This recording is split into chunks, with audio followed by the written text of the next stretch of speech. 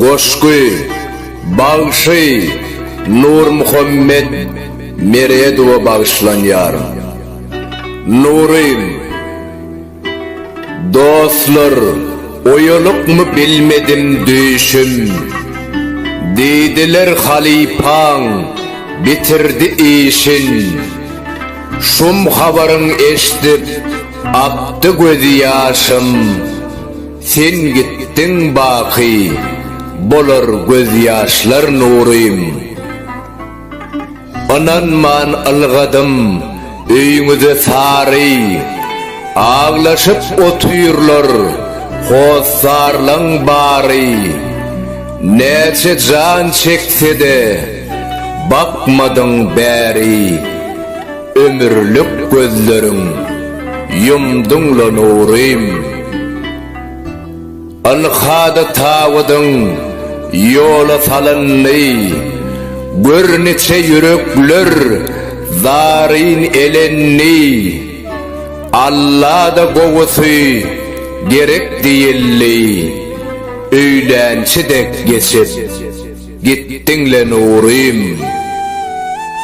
İnne mazarına ziyaret edip, tergüller koyarız, dualar kılıp.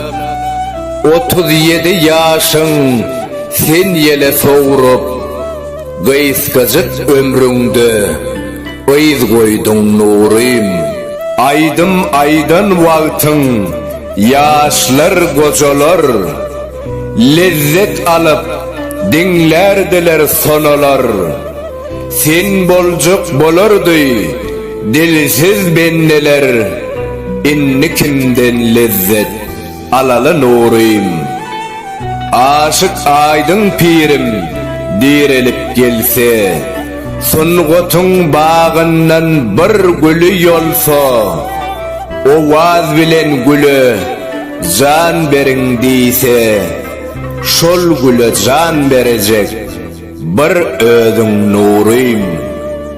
Şahir çağrı sana dileyen iman, nenen gederin men seni dinlemen.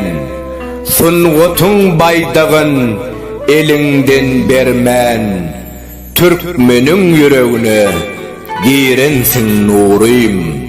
Nur Muhammed Meredov, aramızdan gidenle ençeme yıllar bolsa da, yüreğimizden, aklımızdan hiç unutulmayacak. Yüreklerimizde onun şirin ovazları baki yaşar.